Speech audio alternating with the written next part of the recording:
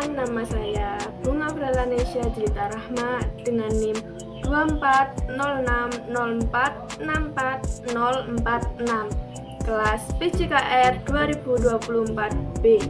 Perkenalkan, nama saya Ayuna Sita Putri Anggarani, NIM 061. Perkenalkan, nama saya Dimas Afrila Ananda Windis, NIM 062. Perkenalkan, nama saya Robi Ahmad Sebastian Megandara dengan nomor NIM 064.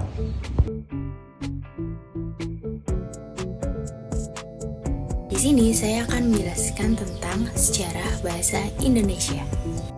Sejarah bahasa Indonesia. Bahasa Indonesia memiliki sejarah yang panjang dan kompleks yang dapat dibagi menjadi beberapa tahap.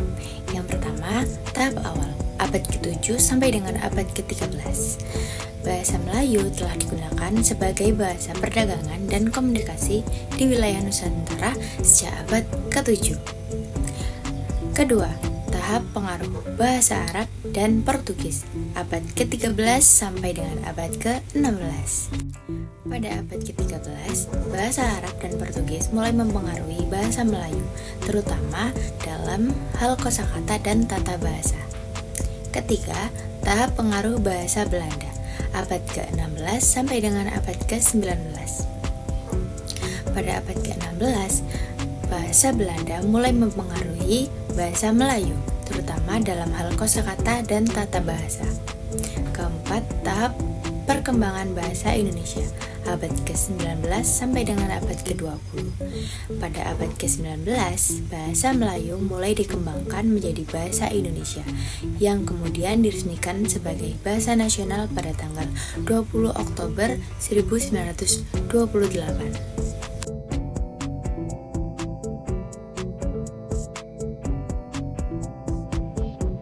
Di sini saya akan menjelaskan tentang fungsi bahasa Indonesia. Bahasa Indonesia memiliki beberapa fungsi penting antara lain. Yang pertama, bahasa nasional. Bahasa Indonesia merupakan bahasa nasional yang digunakan sebagai bahasa resmi negara. Untuk yang kedua, bahasa komunikasi. Bahasa Indonesia digunakan sebagai bahasa komunikasi antar warga negara, antar daerah, dan juga antar bangsa. Untuk yang ketiga, bahasa pendidikan.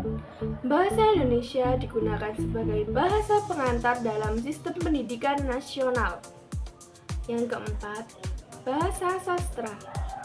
Bahasa Indonesia digunakan sebagai bahasa sastra yang kaya dan juga beragam. Yang kelima, bahasa diplomasi. Bahasa Indonesia digunakan sebagai bahasa diplomasi yang digunakan dalam hubungan internasional dan juga kerjasama antar bangsa.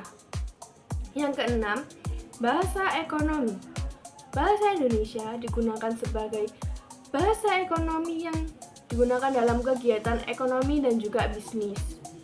Untuk yang terakhir yaitu bahasa ilmu pengetahuan. Bahasa Indonesia digunakan sebagai bahasa ilmu pengetahuan yang digunakan dalam kegiatan penelitian dan juga pengembangan ilmu pengetahuan.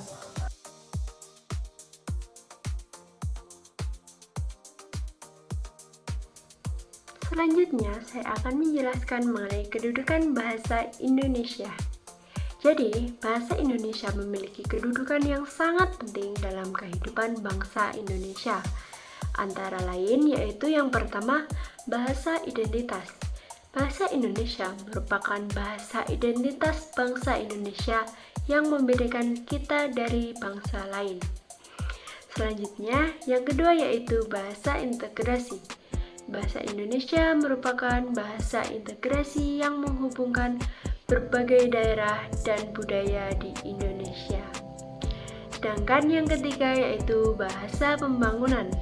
Bahasa Indonesia merupakan bahasa pembangunan yang digunakan dalam berbagai bidang, seperti pendidikan, ekonomi, dan politik. Dan yang keempat yaitu bahasa diplomasi.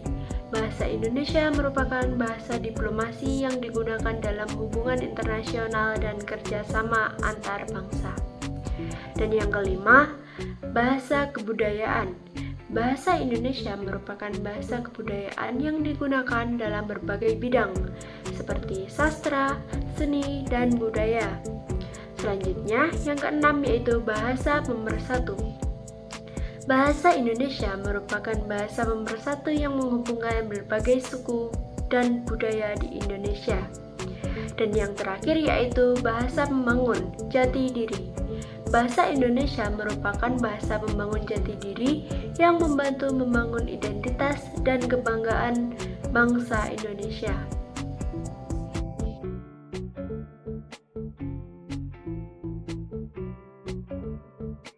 Kesimpulan, bahasa Indonesia memiliki sejarah yang panjang dan kompleks yang dipengaruhi oleh berbagai bahasa lain seperti bahasa Melayu, bahasa Arab, bahasa Portugis, dan bahasa Belanda.